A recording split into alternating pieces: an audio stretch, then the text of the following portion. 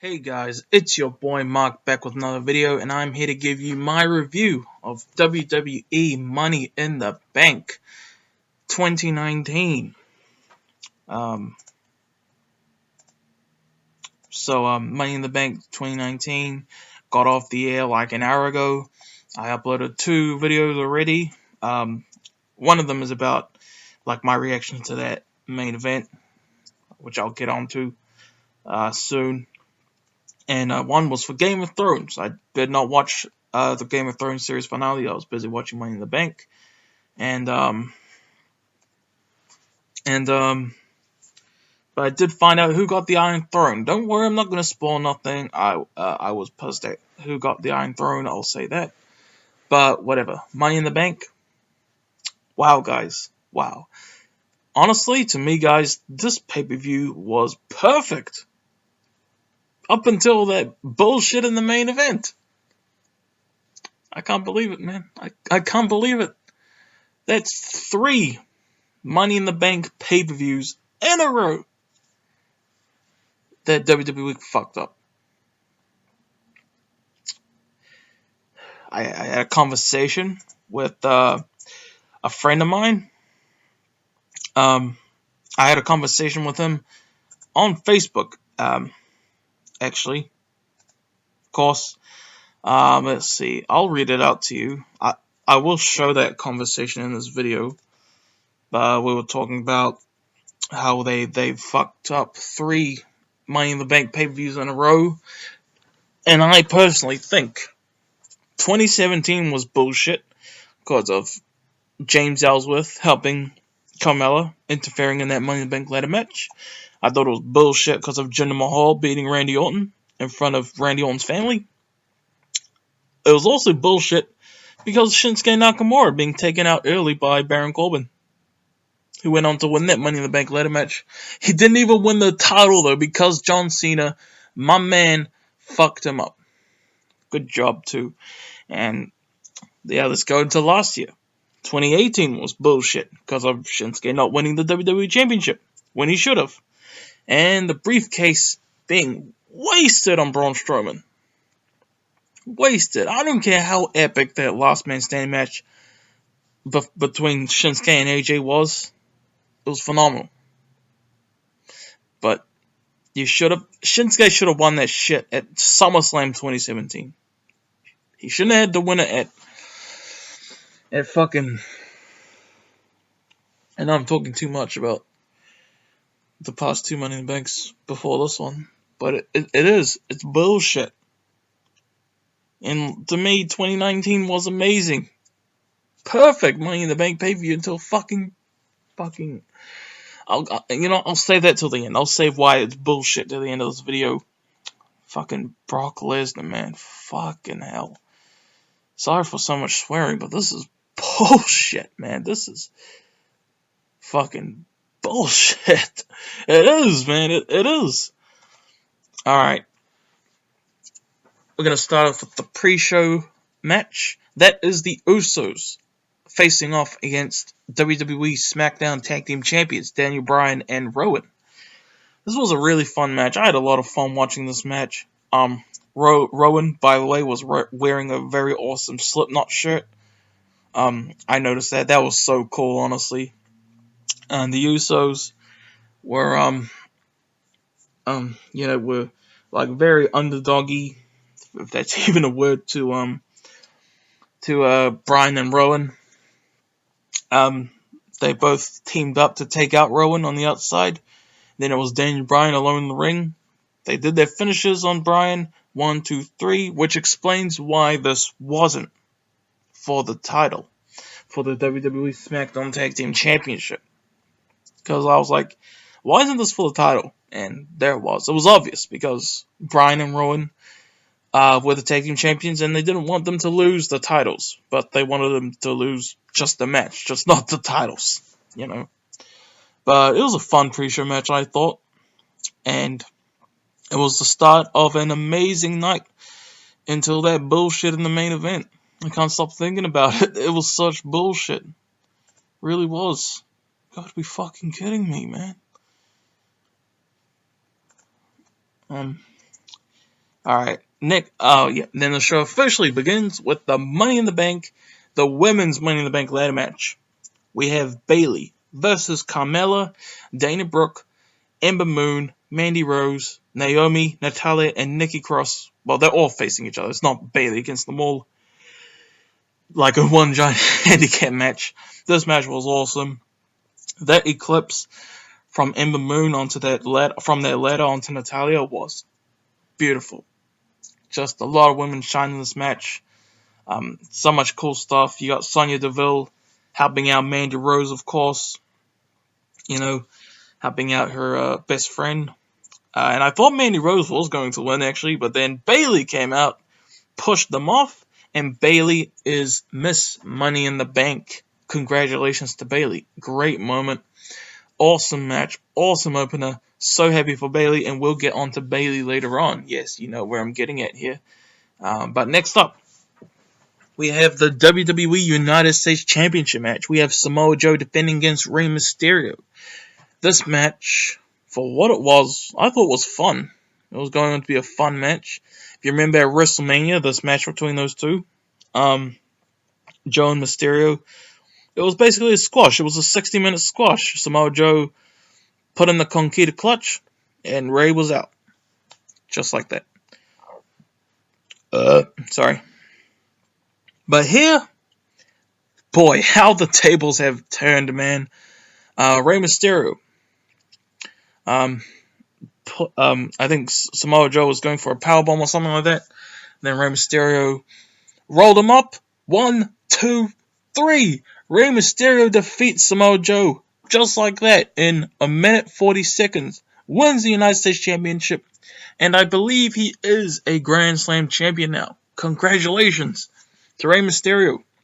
And Samoa Joe got busted up bad, man. He got busted up like so much, Samoa Joe. I don't know what exactly caused it, but I love seeing blood, man. Blood is awesome, man. You should check out my movie Legacy. That movie is bloody, man. But I was so happy for Rey Mysterio to win. Samoa Joe's shoulder was up, though. His left shoulder was clearly up, and it was such dumb decision. But whatever. And Samoa Joe got pissed off, of course, beats the crap out of Rey Mysterio in front of his son Dominic. Yeah. In front of Dominic. But yeah, cool whatever match. Then we have the steel cage match. Shane McMahon versus The Miz. Love this match. This match was an absolute blast. They got a chair involved.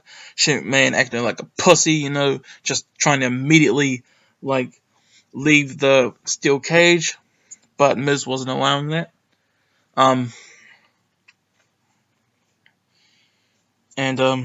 Basically just lots of aggression, lots of emotion, especially from Miz. There was one part in the match that was bullshit. That was when Miz did the skull-crushing finale to Shane McMahon onto a chair. Shane McMahon put his foot on the rope. The referee counted it. Would not make the pin. That's not supposed to be legal in a fucking steel cage match. Even the crowd was chanting, bullshit, bullshit. And it was. And guess what? Shane McMahon still defeats The Miz. What the fuck is this shit? Wow, this pay-per-view was actually a lot more flawed than I remembered, actually. Because I thought I remember this show as being, perfect until Brock Lesnar in the main event. Damn, this was flawed. Samoa Joe, short of being clearly up, actually didn't really bother me too much. Shane McMahon winning this match did, though. That was bullshit. Bullshit. Bull crap. Man, if I was in Miz's position, if it was a real life thing, I would have just beaten the crap out of Miz, beaten the crap out of Shane, and beat the crap out of the ref for being a dumbass with the leg on the rope. That was bull crap, man. Leg on the rope. an awesome match though. But that leg on the rope was bullcrap, and Shane winning was bullcrap too. I hope we get a third match from them because despite these bullcrap endings, they have been awesome matches. I think so at least. And Miz better win that third match. This reminds me of 2011 back when Jerry the King Lawler faced off Michael Cole 3 times. And it was bull crap that he lost the first 2 times, but it wasn't until the third time he actually got his well-deserved victory. Reminds me so much of that. Dang, I was already on YouTube back then, man. That was a long time ago. Feels like 1,000 years ago. It does remind me of that, though. Alright, then we have the WWE Cruiserweight Championship match. We have Tony Nese versus Ariya Daivari. By the way, Ariya Daivari, I'm probably saying that wrong. I don't care, man. He messaged my crush on Twitter, Valena, the wrestling vlogger, saying, hey, please don't, man. I mean, I could be a fan of you as a wrestler, but don't message my crush, please. I still have hope for myself about that. And Danny Z, how the fuck have you never watched South Park? How the fuck have you never watched South Park? I literally think you've been living under a rock for like 20 years, your whole life, basically. Further proof, yeah, my boy Danny just messaged me. I was asking if he was a South Park fan. He said he's never actually watched South Park before. And I'm like, further proof, you've lived under a rock your whole life.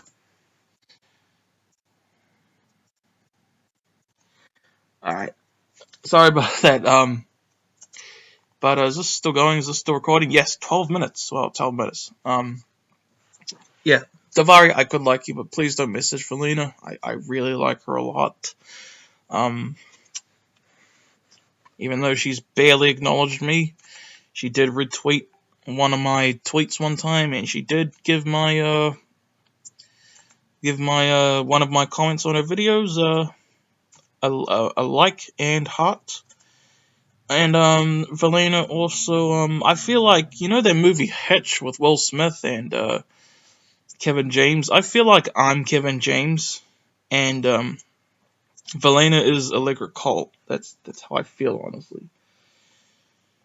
I need to find my own Hitch. Is there a real Hitch that exists? Okay, I'm going way off topic now. I apologize. I'm still leaving that in this review though. Tony Nese, Ariya Daivari playing mind games with Tony Nese, which is nice.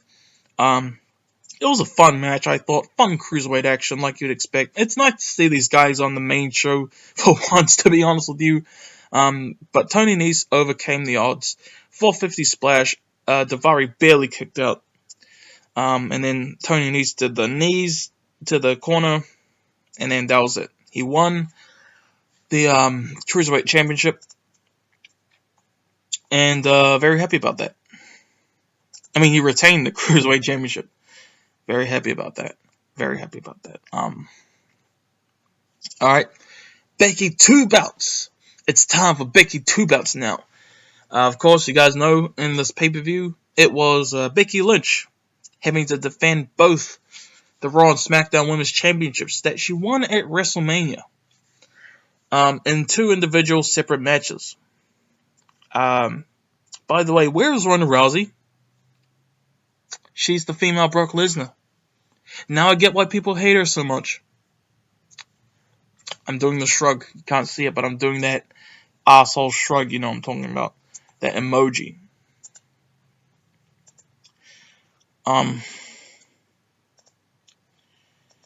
But yeah.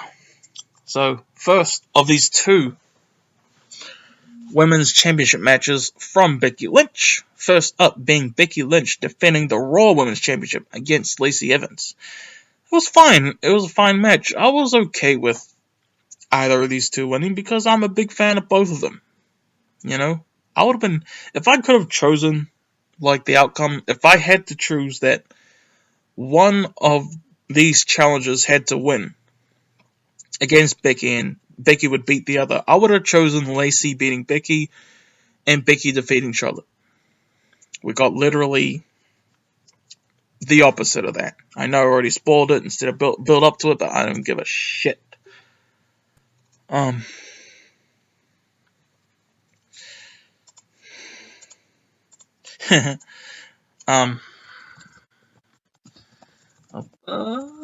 niggas.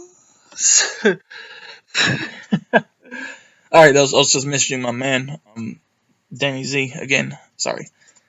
Anyway, Becky Lynch, Lacey Evans. Lacey Evans, I have a crush on, actually. She's actually my main women's wrestler crush, as unpopular of an opinion that may be. And Becky Lynch, funny enough, is actually my second wrestler crush. But I love them both. I would have been happy with either of them winning, honestly. It was a fine match, I thought. They definitely did Lacey Evans dirty, though, when she had a roll-up on Becky Lynch. The referee, stupid ass, didn't count at all. Whoever the referee is a fucking retard. That's a fact, man. She clearly had Becky Lynch down. That could have been a 3. That would have been a 3 count, and Lacey would have won. It would have. And then Becky Lynch reversed that roll-up that should have been pinned to a 3 into the disarm her to make Lacey Evans tap out immediately. I hate that, honestly. I hate it when they just have them tap out immediately the moment a finishing move submission comes on. Like, have a little bit of suspense. Don't just be like, tap, tap, tap. Like, have a little suspense, why don't you? Like, seriously.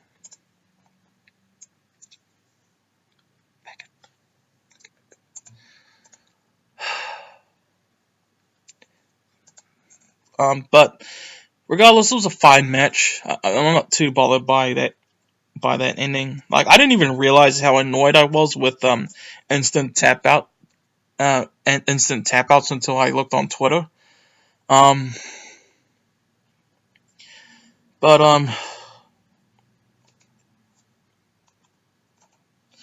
Yeah. But then Charlotte Flair comes out after Becky Lynch was happy and Becky Lynch was going back. She didn't think she had to defend the other title right away, but she did. Yeah, this is the only time this and one other time are the only times I ever recall where wrestlers have to defend both championships in separate matches since Night of Champions 2015, and that was 4 years ago. It was 4 years ago. Wow. It's crazy how time flies, man. How was that 4 years ago? And oddly enough, Becky Lynch is dating Seth Rollins, who was the other one defending the US and WWE titles at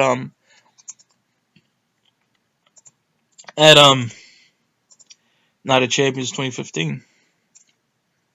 Not gonna lie, I'm a little bit jealous of Seth. But I'm happy for him at the same time, because dating Becky Lynch, I mean, man, I'll get onto Seth later then. I'm just gonna message my mate Danny a little bit more.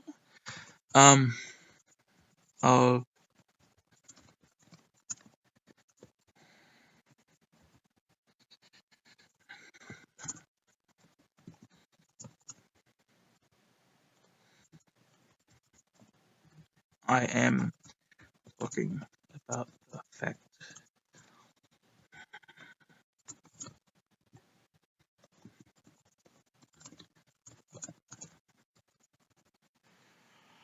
Alright, what was I talking about? So yeah. Charlotte Flair, Becky Lynch. Charlotte just immediately attacks Becky. And they fight some more. Charlotte missed a natural selection onto the apron. But when the referee's back was turned, Lacey Evans comes out, attacks Becky Lynch. And Becky Lynch gets a roll-up on Charlotte, who barely kicks out. And Charlotte, I think, did a spear, I think she did do a spear. Pin Becky Lynch, 1, 2, 3, becomes a 9-time women's champion. Love Charlotte Flair, one of my favorite women's wrestlers of all time, if not my favorite. But 9 reigns, dang, breaking their own record, huh? Breaking their own record.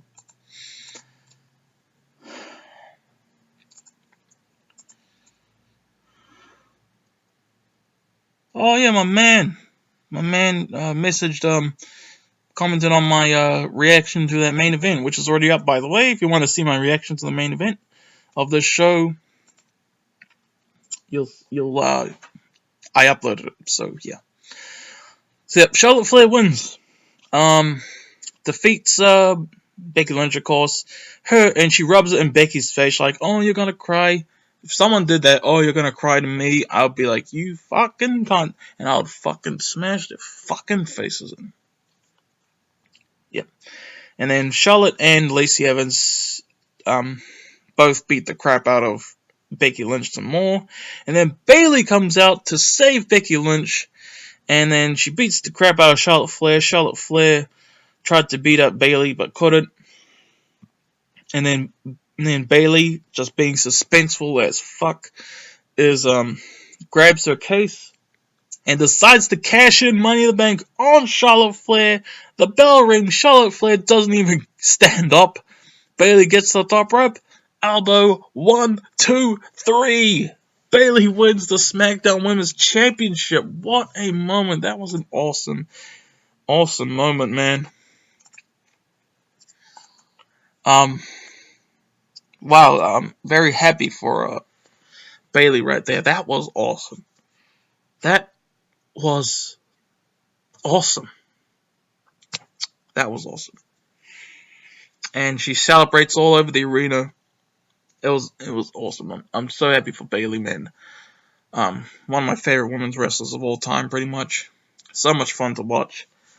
She's a former Divas champion in my Universe Mode series. I definitely want to make her a women's champion again eventually.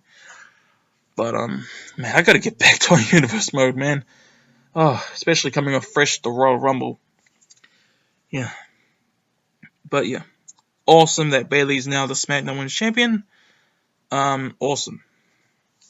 Then we have Roman Reigns versus Elias. Backstage, we see Elias creeping up on Roman Reigns. Smashes him with his guitar. Then Elias is in the ring. He has an electric guitar because he broke his real guitar.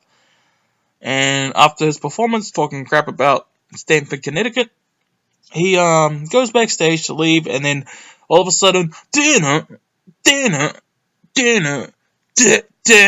Roman Reigns comes out, beats the crap out of Elias, throws him into the ring. Match starts. Ooh-ah, spear. 1, 2, 3. Roman Reigns defeats Elias in 10 seconds or less.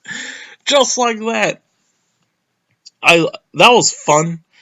I thought it was fun to see a quick match like that. But at the same time, could have been a great match, actually. Could have been a great match. Speaking of great matches, that's an understatement for the next match, because now, like I said, we're going to get on to Seth Rollins later on in this review, and now we finally are. The dream match, guys. WWE Universal Championship. Seth Rollins defending against AJ Styles in a dream match. I have waited so long for this match to happen, and it finally happened tonight, ladies and gentlemen. It was fucking amazing. I fucking loved this fucking match. It was so much fun. So many arm drags. So much amazing technical wrestling. So much fun. It was just perfection. It was 19 minutes, 45 seconds of absolute perfection. I loved every bit of this match. One of the best matches that both of these guys have had in WWE. Honestly, it was so much fun. This is my new favorite match of the year, honestly. It beats, as much as I love that match, Kofi Kingston versus, what's his name? Daniel Bryan at WrestleMania. This match, 5 stars. I give this match 5 stars. It was absolutely perfect. Like, especially near the end, my heart was pumping so hard, man, for this match. It was amazing. Seth Rollins and AJ Styles. Holy crap. Oh, man. It was beautiful. AJ attempted a Styles clash off the apron, but couldn't get it. Oh, man. Seth Rollins did the curb stomp to AJ Styles, but AJ countered it into a freaking Styles clash. Boom, hits it. 1, 2, Seth Rollins kicks out.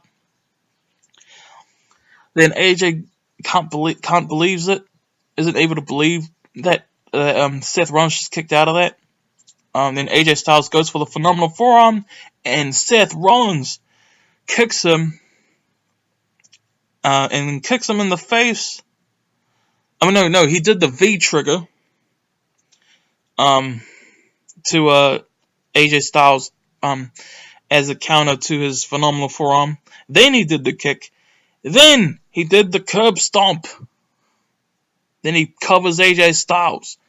1, 2, 3. My man, Seth freaking Rollins defeats the phenomenal AJ Styles clean and retains the Universal Championship in an amazing match. Oh, man, that match was so awesome, man. Oh, man, I love that match so much. That match was fucking amazing. It was fucking amazing. Oh, man, it was amazing, man. It was amazing. And honestly, I would have been happy with either of them winning.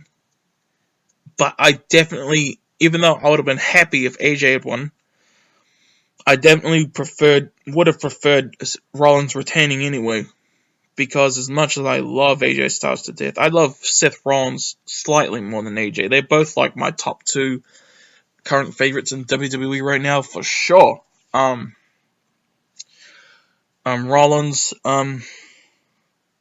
Rollins hasn't even been a world champion since 2016, and back then, you know, he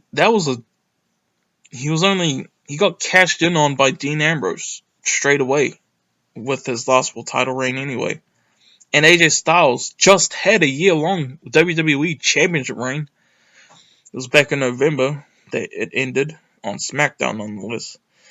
But still, regardless, this match was awesome. Still amazing, and I still love AJ Styles. I still would have been happy had he won. And I was like, man, this reign. I dreamed of Seth Rollins becoming Universal Champion for so long, guys. And when this match was over, I was like, this reign was so worth the wait. This reign was amazing. But sadly, I think this reign could be coming short because of the bullshit in the main event. Fuck's sake, man. Fuck's sake. Fucking bullshit, man.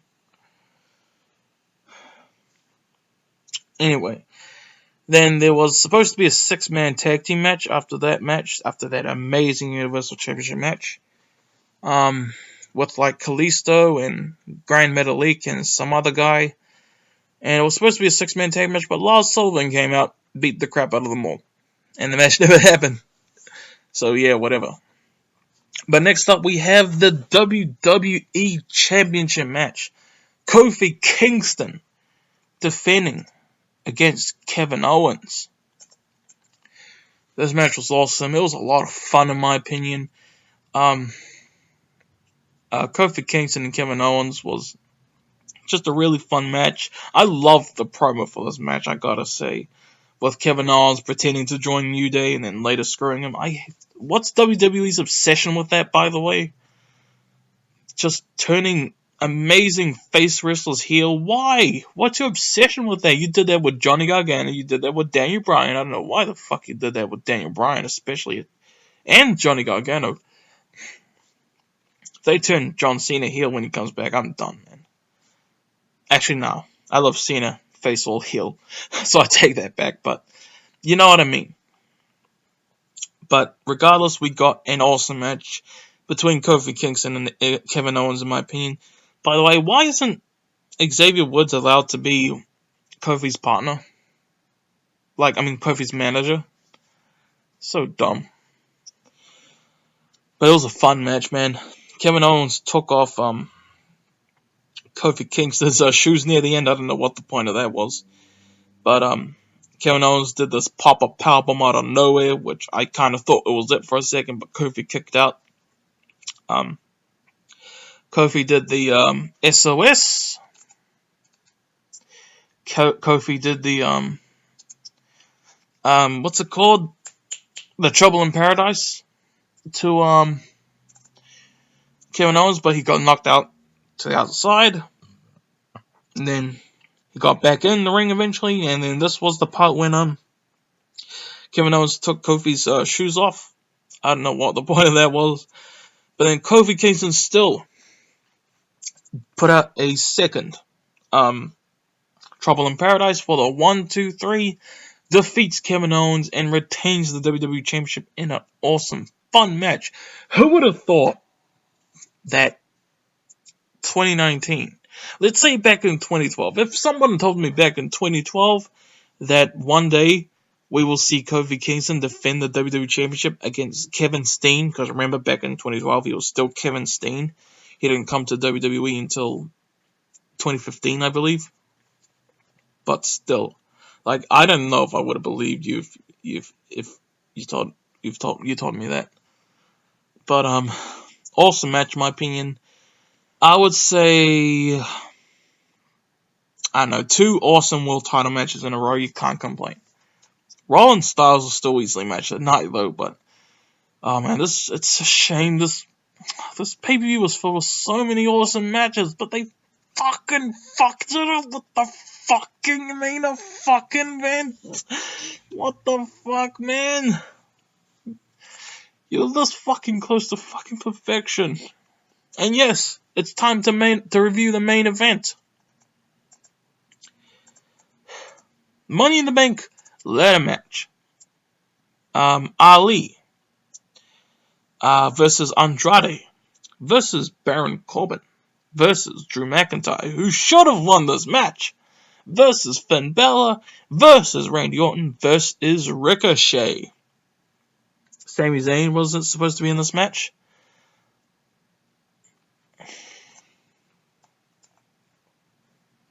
But he got attacked backstage. We all assume it was Braun Strowman whose spot he took. That would have been preferable to this shit, man.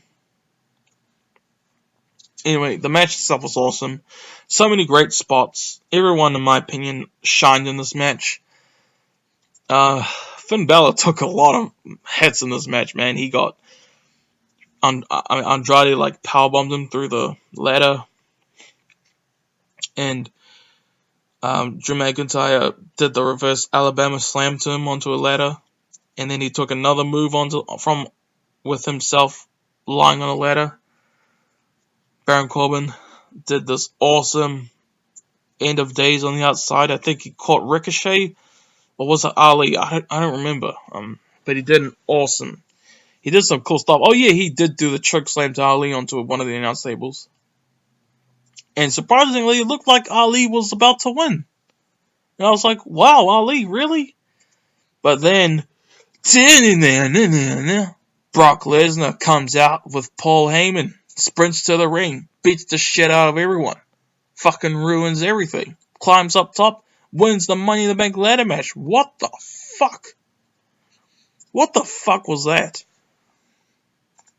That is fucking bull fucking shit right there. What the fuck? You need to retire, Vince. Seriously. Oh fuck.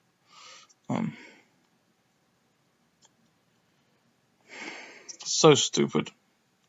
I even got a comment, saying my boy agrees with me that it's total BS.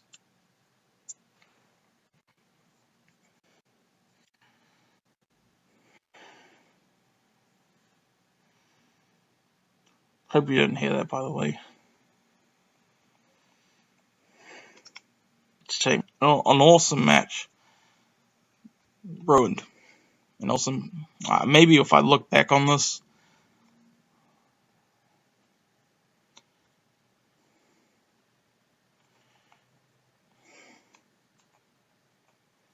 and like just love the pay-per-view, you know, for what it is. But this is bull crap, man. Anyway, that was my review of Money in the Bank. Hope you guys enjoyed. I'll see you guys later for more stuff. Peace out.